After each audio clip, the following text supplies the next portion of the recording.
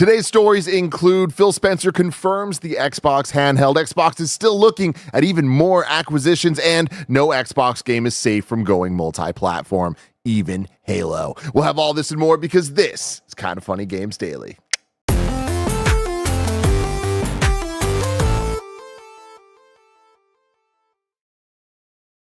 What's up and welcome back to Kind of Funny Games Daily for Wednesday, November 13th, 2024. Of course, I am your host, Tim Geddes, and I am very lucky to be joined here today by Isla Hink from Easy Allies. Hi, everybody. Happy to be here. Woo! How are you? Good. Fine. Yeah. Doing our best out here.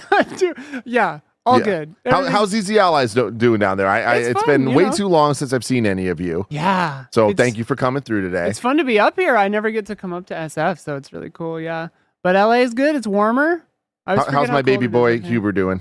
He's okay. Yeah. He's okay.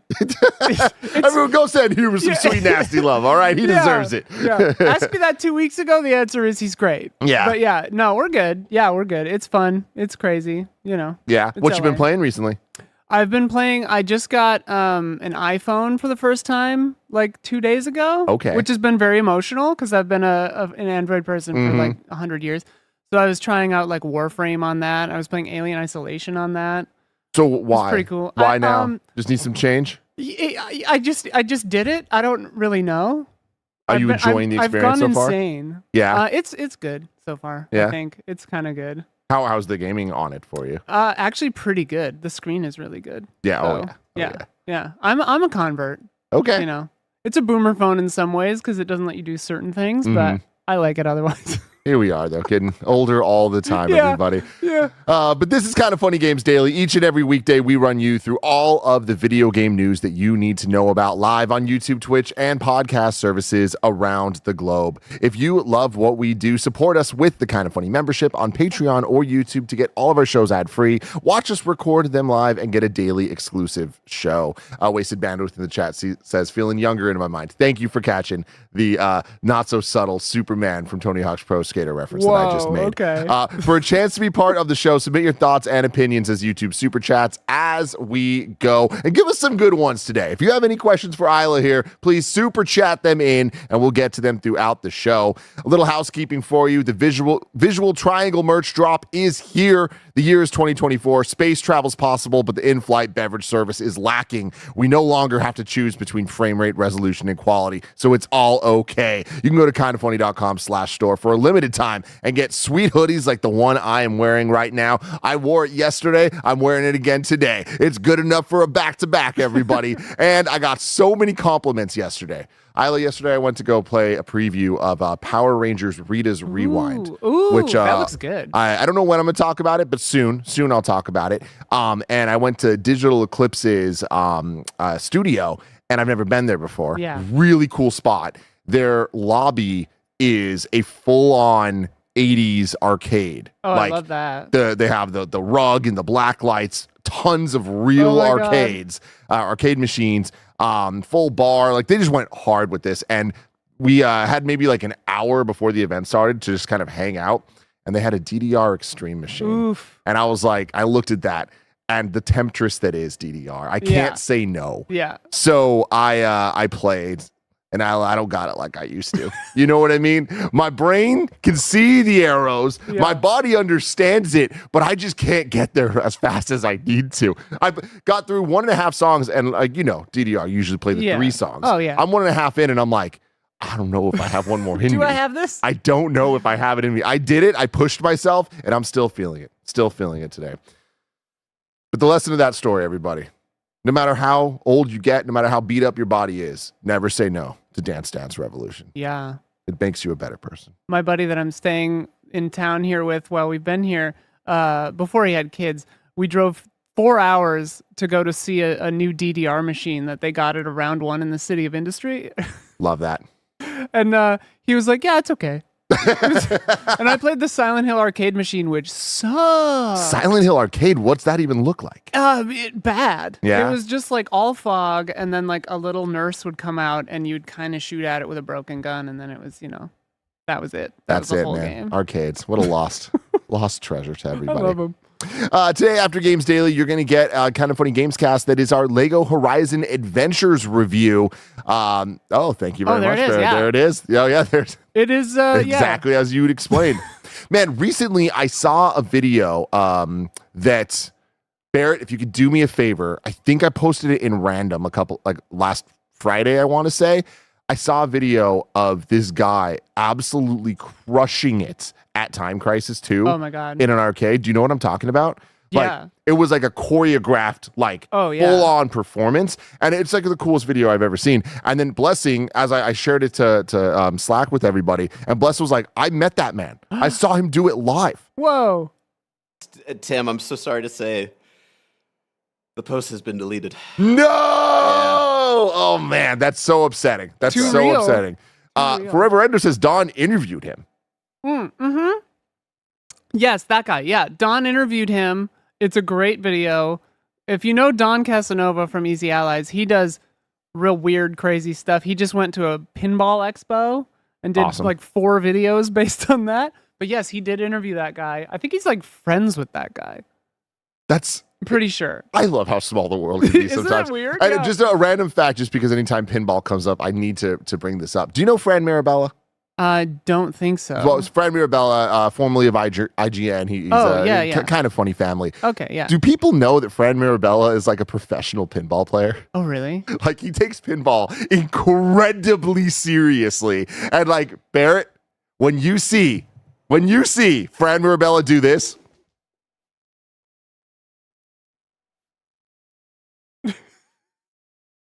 he mounts a pinball machine like no one in the world. I'm glad I've never seen that, and I'm surprised I haven't, just because, at the old IGN office downtown, there were a lot of pinball machines, and I never saw him play pinball, which is insane. Yeah. When you really got it, sometimes you have to kind of rein it in. I think. Yeah. You need to not brag. Nobody likes a you don't boastful wanna king. make people feel okay. bad. Shout out to Fran Mirabella and his pinball obsession. The stream after that is going to be the boys playing Windblown, which Andy has been hyping me up on. This sounds incredible. It's a Hades-like game from the makers of Dead Cells. Oh, yeah. Which is come With the on. little animal guys, right? Or Yeah. is that? Yeah. That one looks cool. Really cool. And then if you're a Kind of Funny member, you can get today's Gregway, which is his thoughts on the new Monster Hunter game. If you want to hear all of Greg's first impressions and thoughts of the game, you can check out Gregway, which would be fun. Thank you to our Patreon producers, Delaney Twining and Carl Jacobs. Today we're brought to you by Sonic the Hedgehog at Topgolf, Marvel Snap, and Shady Rays, but we'll tell you all about that later. For now, let's begin with what is and forever will be the Roper Report. It's time for some news. We have 7 stories today. A baker's dozen. We do a lot here. I love it. Story number 1, Microsoft confirms plans to release an Xbox handheld, but it's years away. This comes from Wesley Yinpool at IGN. Microsoft gaming boss Phil Spencer, aka Big Phil, has confirmed the company's plan to release an Xbox handheld, but stressed it's years away from release. In an interview with Bloomberg, Spencer said the expectation is that we would do something in the handheld game devices category, but such a device is a few years out. Microsoft, Spencer said, is currently working on prototypes and considering what it might do, with its team developing its vision for a handheld based on what it learns from looking at the market. In the shorter term, Microsoft will focus on improving the Xbox app so it works better on existing handheld gaming devices, Spencer added. Quote, longer term, I love us building devices, and I think our team could do some real innovative work, but we want to be informed by learning on what's happening now. When asked if a hypothetical Xbox handheld would be a dedicated gaming platform where you can play games locally, like a Steam Deck or Nintendo Switch, or a cloud-based handheld, Spencer responded, I think being able to play games locally is really important. Isla, you have any thoughts on this? Yeah, I'm a sucker for these things. I've got, obviously a Switch. I got the Steam Deck. I tried for a bunch of months to get the Portal, and then I finally got it, and I've used it twice. Oh, yeah? So it's I think it needs to be a standalone thing.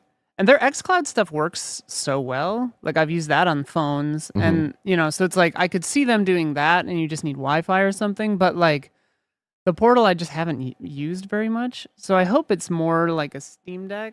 Yeah. but- I mean, I think at the end of the day, the versatility that the Steam Deck offers it makes it the supreme leader of all of these things. Yeah. But just like you, I am a big fan of these machines. And specifically recently, I've been getting really into the cloud side of stuff. And I've found that it is definitely and I'm in a privileged position to have the multiple devices. Yeah. But I do think each kind of has their place. Like specifically, PlayStation games are better on the Portal than they are the Steam Deck. And that's simply because of the haptics and the DualSense controller built into it. And while the screen's not OLED, it's still very, very high quality LCD and Things LED. look great when they're LED. this big. And yeah, the size of the screen, I think it just like really works well for it all.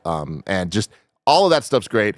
The fact of the matter is though, like the Steam Deck runs games better over the cloud, over remote play than Portal does. And like, that's like the one use case. The thing is though, the Steam Deck is 2-3 times the price of the PlayStation Portal. Let alone your phone that you might already have, buying a Backbone controller or just using a DualSense controller with your phone. There's so many different options. Yeah. But on the Xbox side of things, I think it is very thank you, Barrett.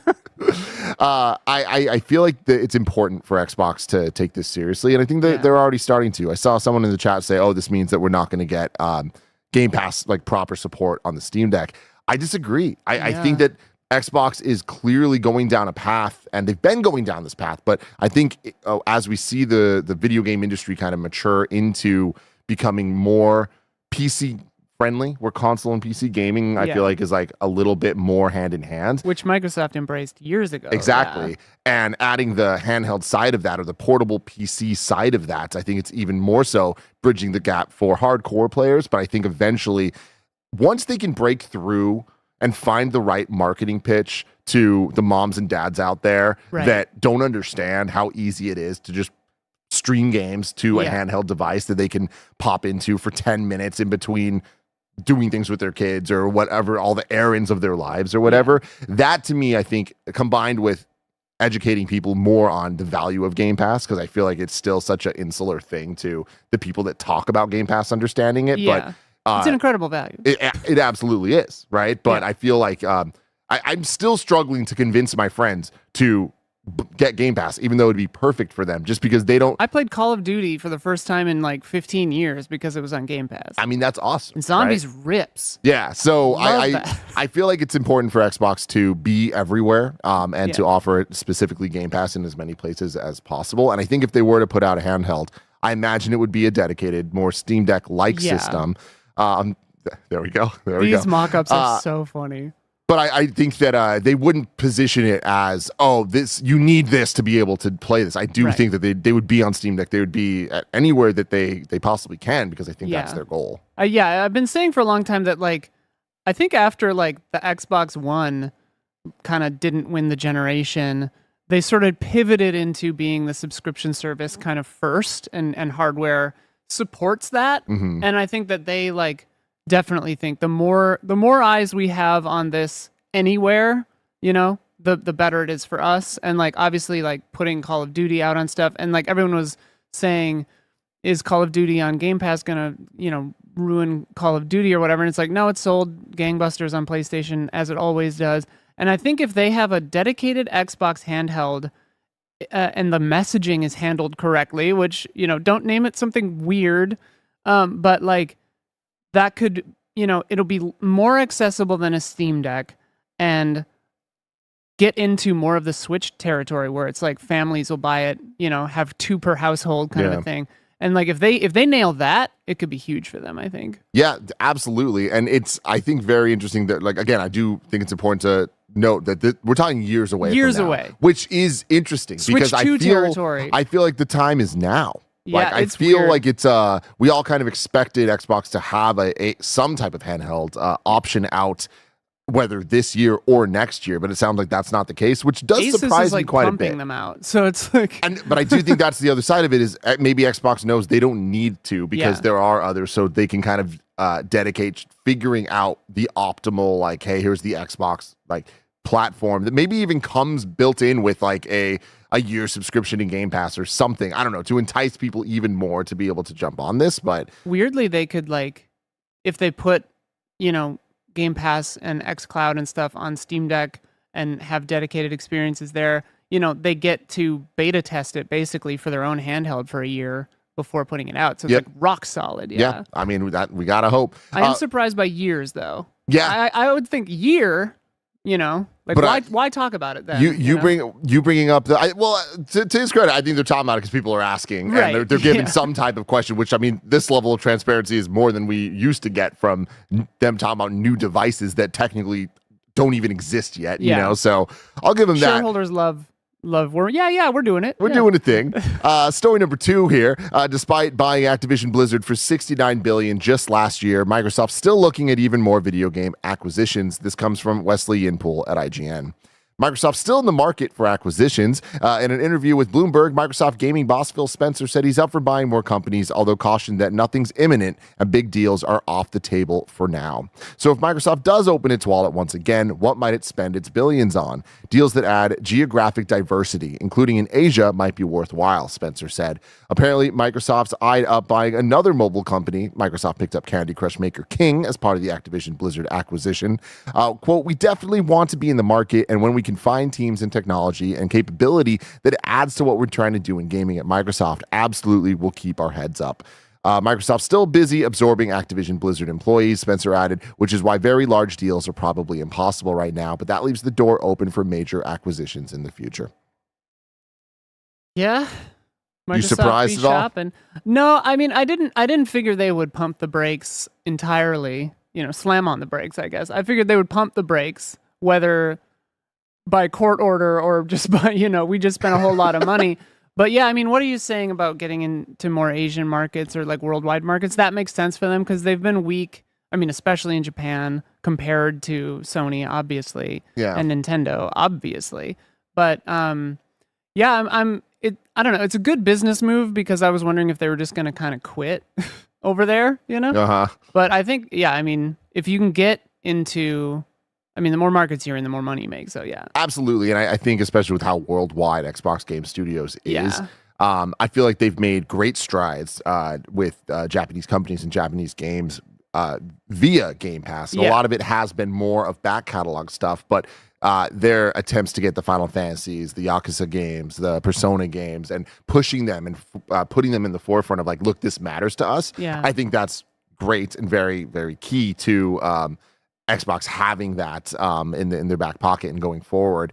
But I also think that with the massive explosive growth that Chinese games have had, I feel like it'd be silly to not keep an eye on that and be like, all right, where can we invest in this, or what acquisitions can we make to kind of own this kind of rising boom from the beginning? I think it makes a lot of sense, especially when you start looking at this next story we're going to get into about how they are as open as it possibly can be in terms of where their Xbox games do or don't land. I feel like, it does make sense to look at a lot of the rising talent out there that could use the backing of a big publisher. Obviously, there's a lot of negatives that come with this, and we've seen time and time again the amount of layoffs and the amount of what the consolidation can actually look like. But I do think that there is such a rising class of talent out in China, specifically Korea as well, that obviously Phil Spencer and the team are looking at of like, all right,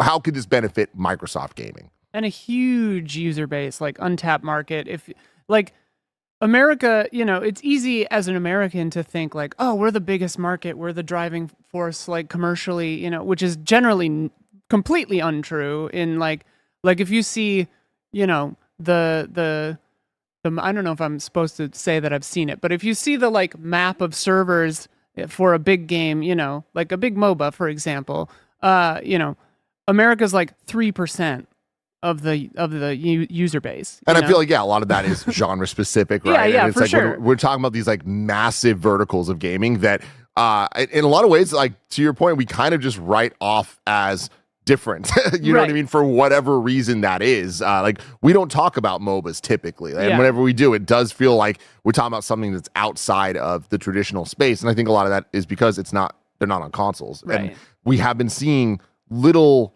types of entries into, or like, how do we do a console version of a MOBA that have limited success? But I think that we are knocking on the door of that bridge kind of opening up a little bit more. But and like extraction shooters and stuff. I love it every time I hear of a game that I've never heard of before. Like Crossfire did this to me a few years ago.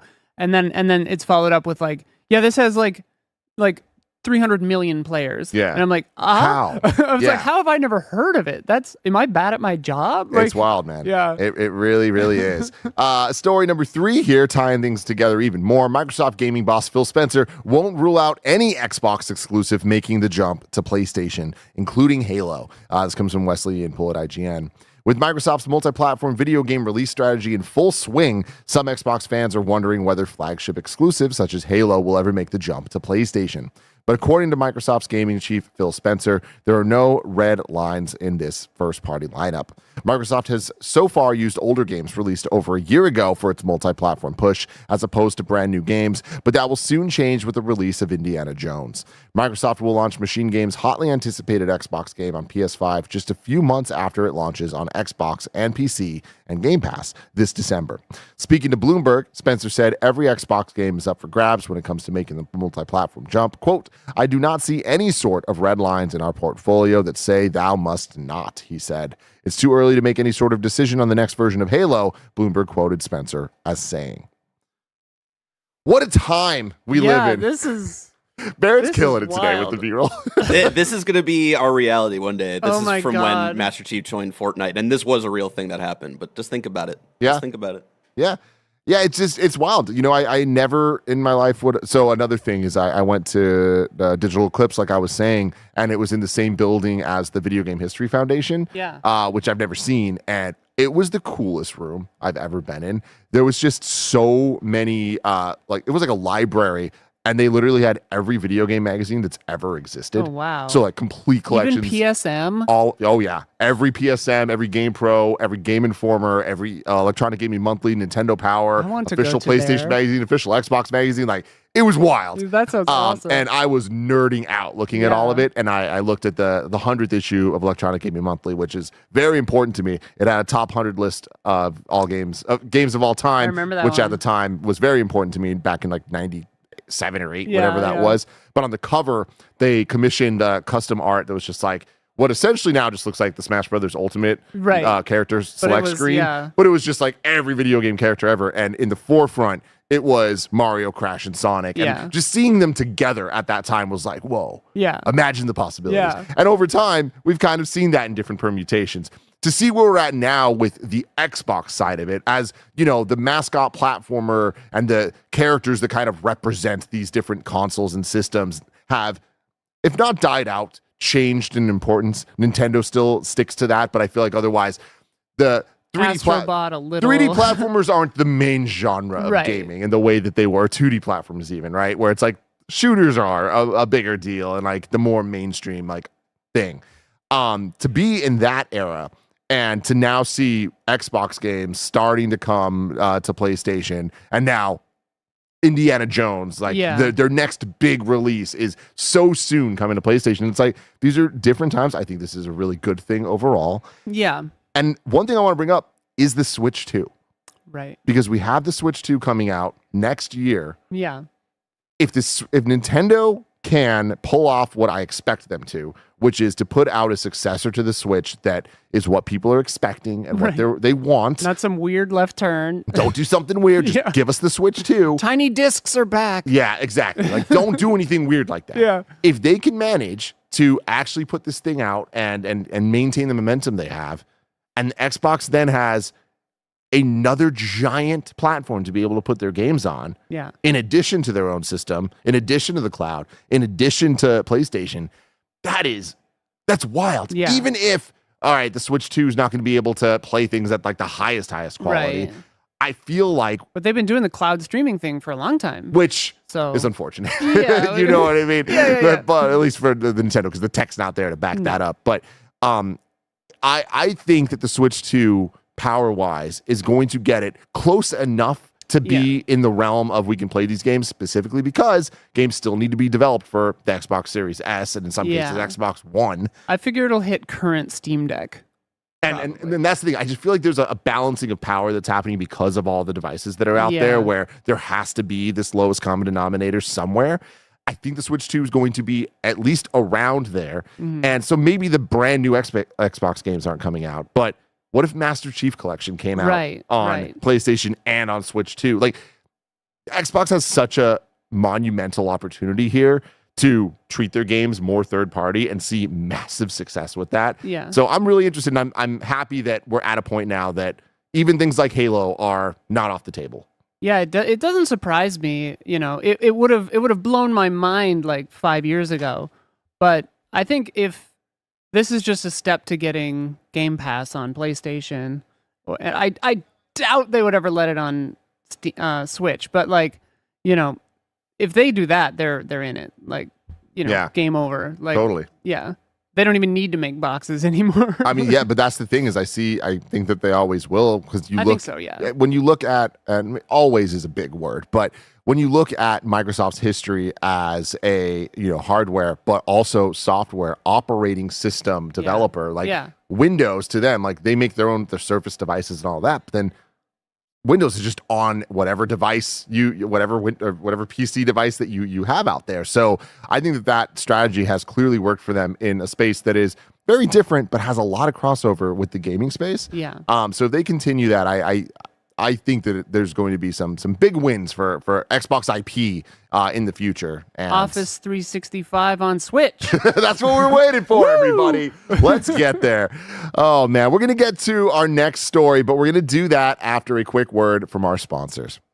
This episode is brought to you by Sonic the Hedgehog at Topgolf. Y'all, when you take one good thing and you take another good thing and you mash them together, that is when magic happens. Kinda Funny loves Sonic the Hedgehog. Kinda Funny loves Topgolf. So you know Kinda Funny is hyped for Sonic the Hedgehog and friends to arrive at Topgolf at supersonic speed on Friday, November 15th with the launch of the new Topgolf game, Sonic the Hedgehog, exclusively available for play at Topgolf venues across the United States. Created for players of all skill levels, which is great for me, Topgolf meets the fast-paced action of Sonic in this new in-venue game where players go head-to-head in iconic virtual Sonic environments, Green Hill Zone and Sky Sanctuary. You can play as 4 iconic characters, Sonic, Tails, Knuckles, and Amy, to hit springs, collect rings, and destroy badniks. For players making the transition from a joystick to a club for the first time, Topgolf has your back with its new club, The Sure Thing, designed to make golf less hard.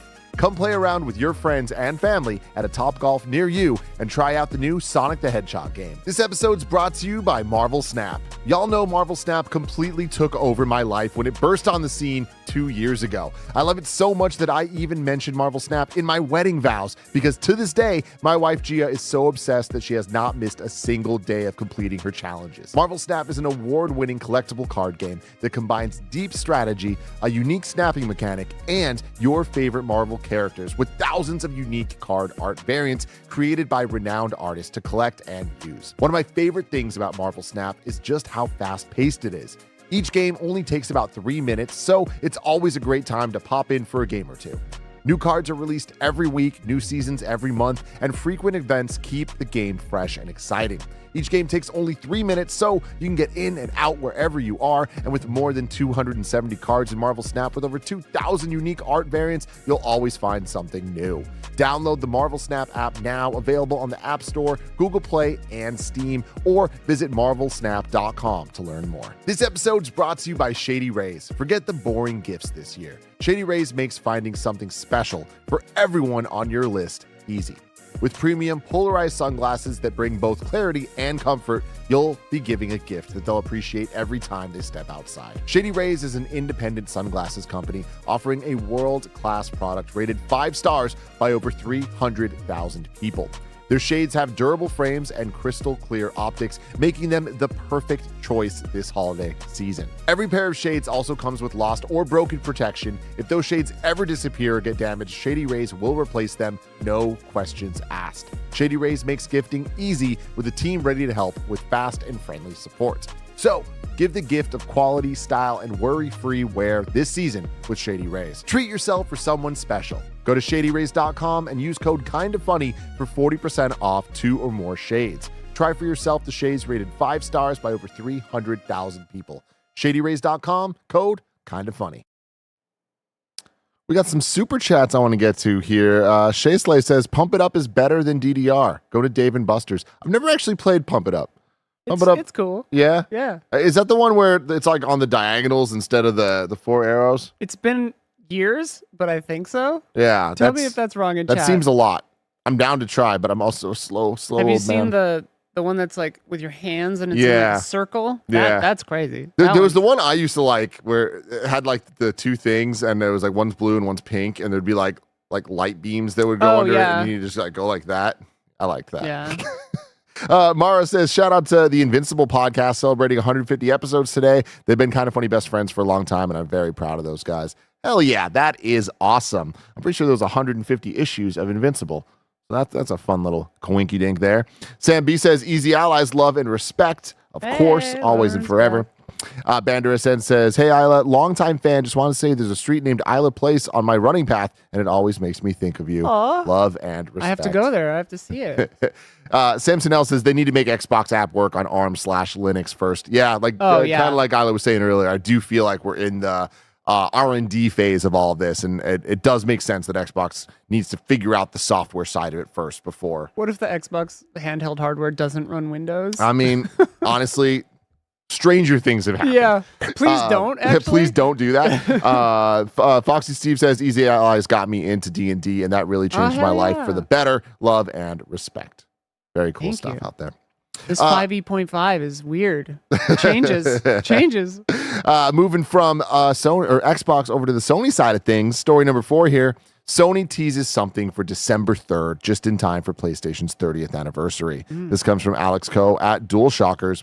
While the original PlayStation console was released on September 9th, 1995 in the United States, it was released a few months earlier in its home country of Japan, where gamers got to pick it up on December 3rd, 1994.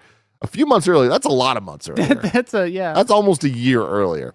This means it will be the PlayStation brand's 30th anniversary in less than 4 weeks. Does Sony have something in store for the big day? If the latest PlayStation trailer is anything to go by, it seems that might be the case. While a new Play Has No Limits trailer might seem innocent enough as just a marketing reel, one little nugget of info has the internet buzzing.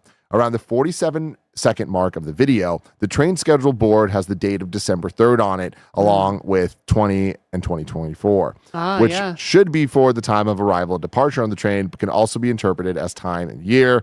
So that does look like it is teasing December 3rd, 2024. Do you think anything's going to come of this? I mean, I've learned being in this business that hope is a disease and that you should just kind of, keep your expectations in check. Play Has No Limits, and maybe just because we were talking about handhelds, I'm like, is this an independent portal? But no, Play Has No Limits. That's just their marketing. That's just their marketing, but for the last couple years. Because they're all out in the world, though, but they love to do these kind of commercials. Yeah, look how fun things could be. Remember the PS9 commercial? Oh, yeah. Where it went up your nose? Oh, yeah.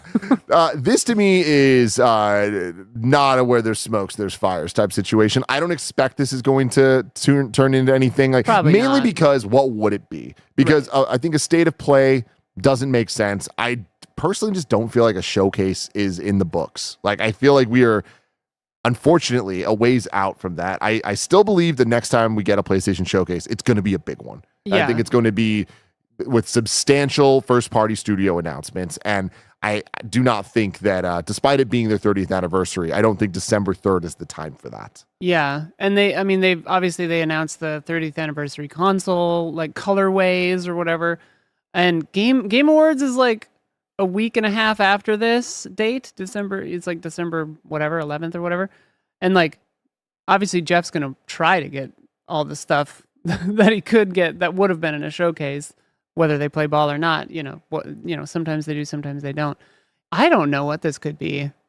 It's probably just nothing. Yeah, I think it's nothing, and I mean we've already seen PlayStation celebrating their 30th anniversary the last couple of weeks with all of their special consoles and just, the entire lineup essentially of PlayStation products having a 30th anniversary. Which I do love that version. gray. It's so cool. God, I wish I didn't get the Pro. I tried so hard. I was like, I don't want to spend $1,200 on a color gray right now. I was down to spend it. I just couldn't get it. Couldn't get it? Yeah, so I was like, that is a bummer. But did you at least get the controller? I didn't get the controller. I got the Portal, though. Oh, they had a gray portal? They did have a gray portal. I didn't know that. Yeah. So I got that on the way. I technically bought it for Kevin because I wanted to get him Kevin is a new father now. Yeah. And so I wanted to get him a father's present. I don't know, like a congrats present. What do they call it? You know what I mean? Father's Your baby's present. here, everybody. Yeah, Deal with present. it. Have a good time. Father's gift. Yes. Father's gift. So I got that for him. But I don't think it's going to be anything. And you bringing up Game Awards, yes, that is right around there. Game Awards is a little later this year than it normally is, like just by a week or so, I want to say. It's usually the 8th, and I feel like it's the 11th or 12th. Something like this that. time. Like, I think it might be something even later than that. I think it's like the 14th. If I'm looking at it right, I would. 12th. Yeah, looking at our calendar, it's the 12th. December 12th. Yeah. Yeah. So, I feel like just this year's a little bit weird with like where the weekends fall, so it kind of pushes it back a little bit. But so with that is still, pretty far away from whatever this is. I don't expect any announcements here. I do think that if we get any major PlayStation news this year, it will be a singular thing at the Game Awards. Like I feel like we're not getting a showcase, we're not getting a state of play because I just don't think they have enough to really like bring the heat there. But like I wouldn't be surprised to see some type of Ghost of Yote situation at Game Awards. Like Last of Us show, obviously, but like that's actually a really good call too. I mean, they'll probably do a sale.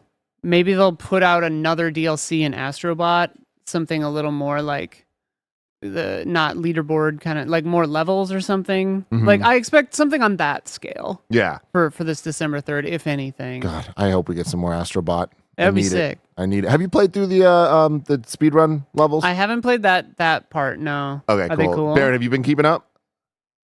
No, and I've actually retired. I've retired. You retired? You retired? Because I wasn't into the Astrobot speedrunning stuff when like the Astro's Playroom was out. So I didn't have the history with it. And then seeing, Jesse Fatelli, Jeff Grubb, Mike Minotti, less so Dan Riker, but like all of these times I'm like, I can't keep up. So I had a lot of fun with that like first one, but yeah, I haven't gone back. Yeah, I mean, I was never into the competition with all those sickos because like I don't got the stuff like that. But like just playing more Astrobot, I've been a big fan of. But I keep forgetting to check in every week, so I've only done 2 of them. Which at this point, I feel like 4 of them must be out. Must be, yeah. So maybe I'll do that tonight. But I've been liking the levels. I think they're cool, and like I love doubling down on the gimmicks even more. But I do want more, but I'm insatiable. Obviously, this won't happen. But like thinking of Xbox, kind of like getting on other stuff. It would be cool if like Astrobot just becomes like a celebration of every game. It would. It'd be sick. Yeah, but it won't happen. No. PlayStation's got that on shot. Lockdown. Yeah. Story number 5 here. Monster Hunter Outlanders has been announced. This comes from Kat Bailey at IGN. An ambitious new Monster Hunter mobile game is under development by Capcom and Timi Studio Group, the developer behind Age of Empires Mobile, Call of Duty Mobile, and Pokemon Unite. Titled Monster Hunter Outlanders, it's billed as a new, fully featured game in the series with multiplayer hunters and expansive exploration. It'll be free to play and feature in-app purchases, a representative tells IGN. The initial trailer shows off some of what fans can expect from the new mobile release, which promises an open world teeming with familiar monsters like Enjaneth and Great Jagras.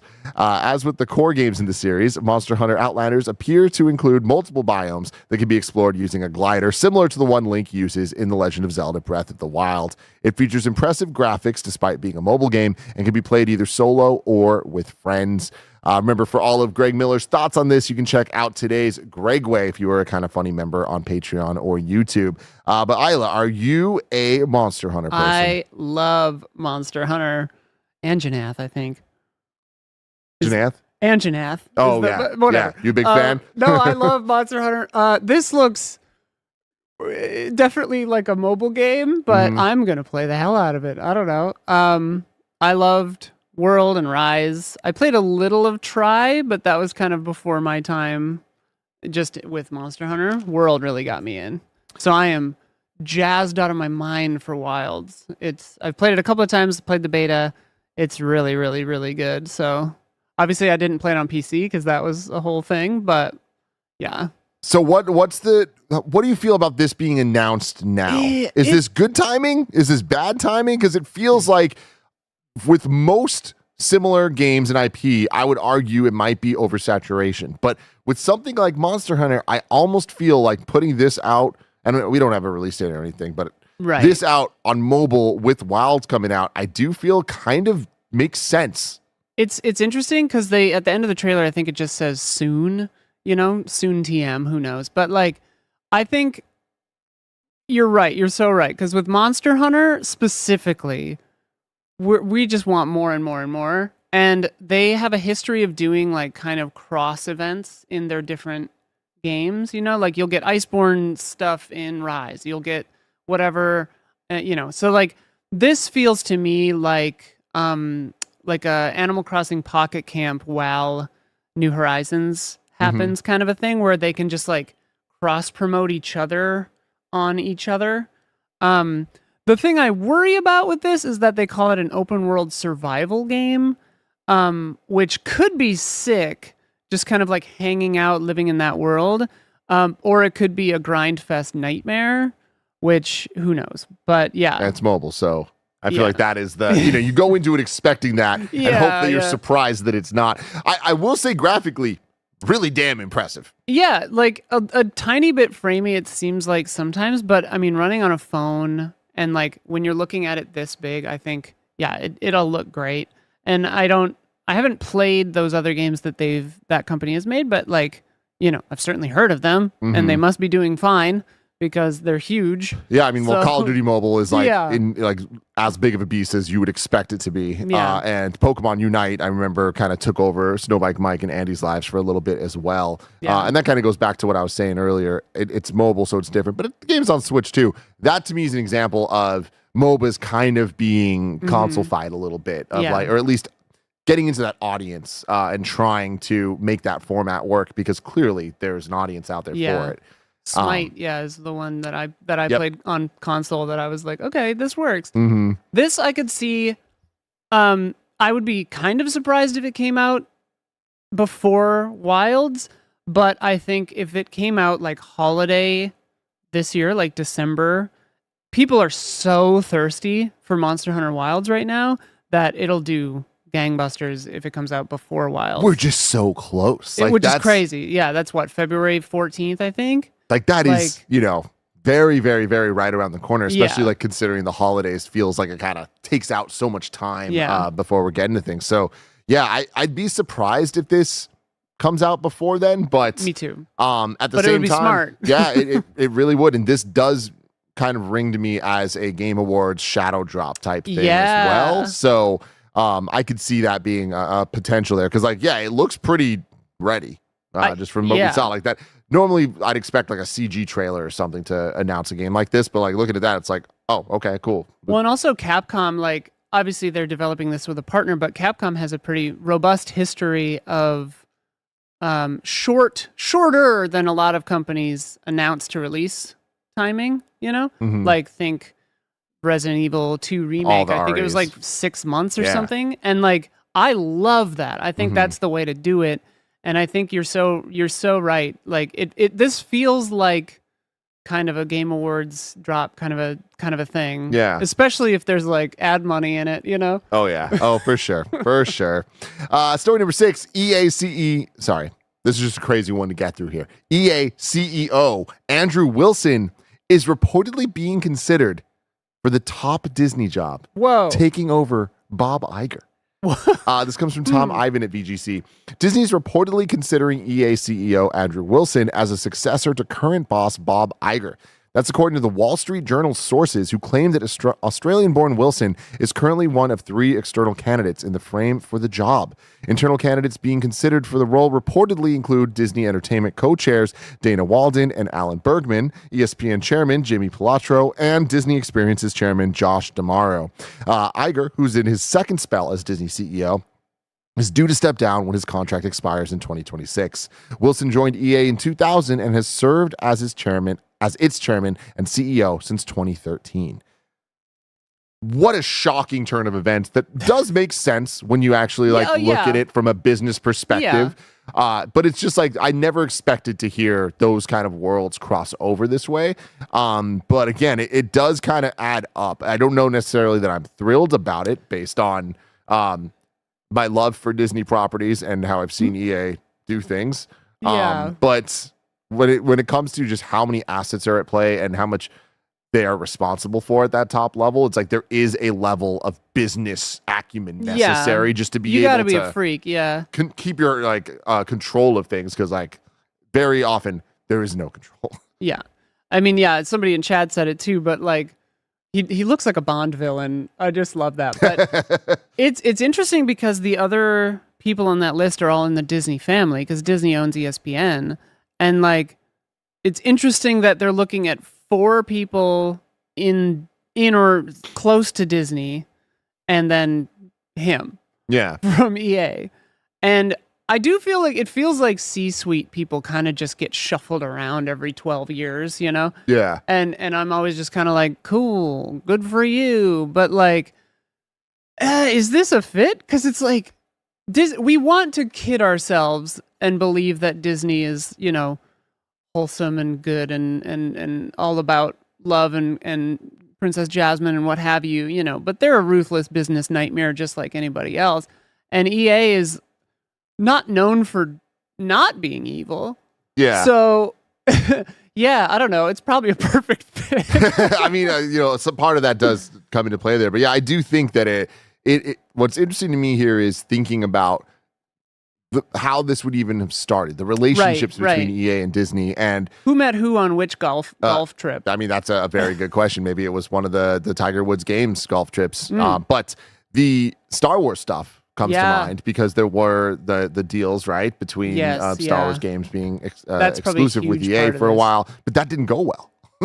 So that's the most interesting thing about this, is like that not going well. Maybe there was just introductions there, and that's kind of how it all started. But I wouldn't be surprised if he spun that somehow, or if he was like, listen, I would have done it differently. Yeah. You know, like we didn't have total control. We could have, you know, something like that. I don't think that Wilson's going to be the one at the end of the day here. I would be surprised. It's just in consideration, but a lot can happen in 2 years. Though. A lot can happen, and he has been at EA for a very long time. So I do think, in terms of tenure, like I wouldn't be surprised that it's time for him to move on. So that timing does not surprise me at all. Yeah, that he would be shopping around. Yeah, I mean, man, though, the CEO of EA becoming the leader of Disney, that would be big. It would be, new. It'd be very, very, very, very big, Isla. But if I wanted something small, something so small, where would I look? Yeah, you would go to our last story, the Wii News channel, where we cover all the small news items that you need to know about. That's true. From IGN, Fallout, Elder Scrolls, and Doom workers have gone on strike in protest at parent company Microsoft. Staff who are members of ZeniMax Workers United, CWA, are on a one-day strike to call out Microsoft for an alleged lack of progress at the bargaining table over remote work and for allegedly unilaterally outsourcing quality assurance work without bargaining with the union. Go get them. Yeah, get it. GOG Preservation Program has been announced. It's a new initiative from GOG to maintain games' compatibility with modern and future systems. Over 100 titles are in the program. Sick. Awesome. Love to see that. Stellar Blade's coming to PC in 2025. That's great. I always just love seeing big titles get to more platforms. So big titles, Big titles. We news, everyone. Saudi Arabia's Public Investment Fund, PIF, reduced its stake in Nintendo again from 7.5% to 6.3%. Poor things. Interesting. Poor Nintendo. I wonder what's up with that. I don't know. I mean, hey, it's good news. We don't want that Saudi money. Dragon Quest III HD 2D Remake Review Roundup is here. Open Critic right now, it's at an 85. On Metacritic, it's at an 82 for the PS5 version. Eurogamer gave it a 3 out of 5, saying some excellent enhancements make this the ultimate version of Dragon Quest III, but it could still do more to make it wholly welcoming to newcomers. PC Gamer gave it a 91, saying Dragon Quest III HD 2D is welcoming for newcomers, a fan stream, and a truly timeless classic. I know Huber was out of his mind about it. Oh, yeah. God, what a beautiful looking thing, though. I'm waiting for Chrono Trigger or Final Fantasy VI. I feel they're inevitable. Final Fantasy Tactics. Oh, yeah. Well, where is the Tactics remake? Where is it? NVIDIA, leak more things. Please. What were you about to say, Barrett? I need Chrono Trigger, and I'd be down for Tactics as well. Yeah. VGC also says the studio behind action platformer Berserk Boy has signed up to Outer Sloth for its next game, Berserk BITS. The game's now getting bigger in scope and got delayed to 2025. Tequila Works, who made The Sexy Brutale, Rhyme, and Guilt, filed for bankruptcy after announcing layoffs in October. That is very unfortunate. Dang it, I loved The Sexy Brutale. Yeah, which one was that? That's the time loop. It's kind of like top-down, not really chibi, but like you're like small little kind of short guys, and it's like a time loop in a weird hotel. Very colorful, really cool. It's a great game. Check out the set. Yeah, I think this was 2018. It's been a minute. Yeah, I was at IGN. I remember Dornbush reviewed this, and he really loved this. Oh, this looks cool. It's really weird and neat. Yeah, dang. All right, I love this game. And then PS Plus Premium and Extra games have been announced for November. Extra gets GTA 5, Dying Light 2, Like a Dragon Ishin, MotoGP 24, The Sims 4 Island Living, Digimon Survive, Overcooked All You Can Eat, Stick Fight the Game, Clash Artifacts of Chaos, Killer Frequency, Hungry Shark World, and Chivalry 2. Then Premium gets Synapse, Blood Omen Legacy of Kain, Blood Omen 2, Resistance Fall of Man, and Resistance 2.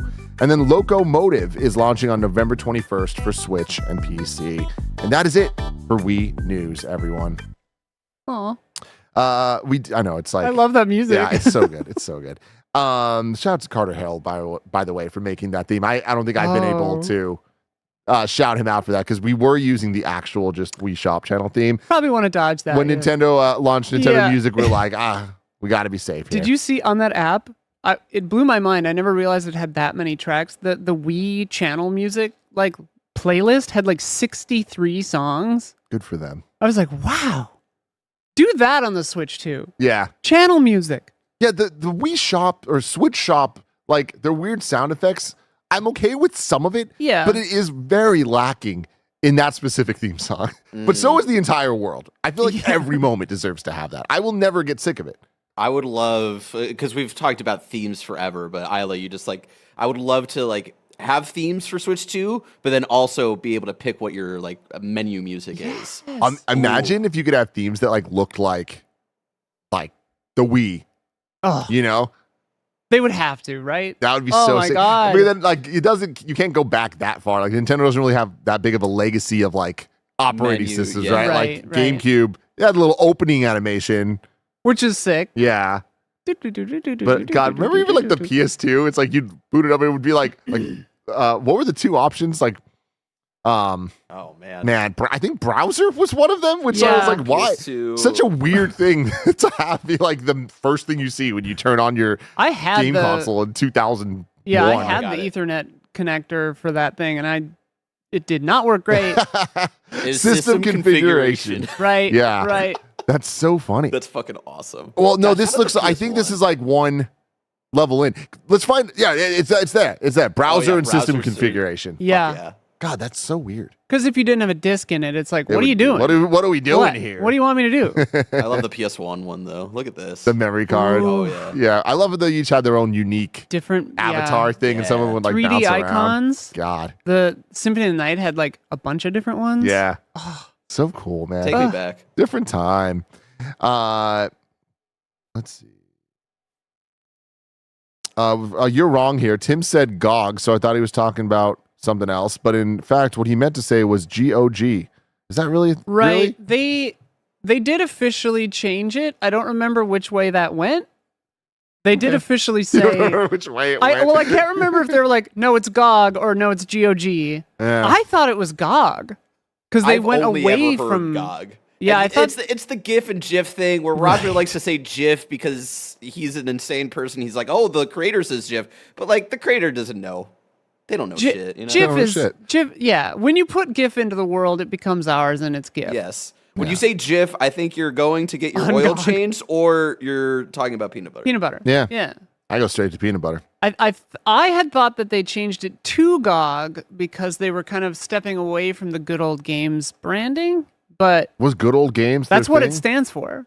Good Old Games. Good Old Games. Or that's what it stood for, because now it doesn't stand for anything, if I'm not mistaken. Like IGN. Yeah, it's just letters. Exactly. Yeah. Huh, all right. Bam255019 says, can't stay long going on a 12-hour flight to Japan. Congrats. That's awesome. I just want to say thank you all for all your hard work and giving us enjoyment and news in a safe place. Well, thank you so much. Enjoy Japan. EJRPG says, if you want Chrono Trigger, did you see Threads of Time? It looks like a love letter to Chrono Trigger in HD 2D. Oh. No. Yeah, this might have been a game daily that you weren't on, Tim. Threads of Time. Threads of Time. I feel like this was weirdly something that Greg put on our radar and was like, hey, this looks sick as fuck. Let me get into some gameplay here. Yo. Oh, yeah, wow. Ooh. Yeah, Dinos, dude. Dinos, yeah. Oh, that's cool lighting.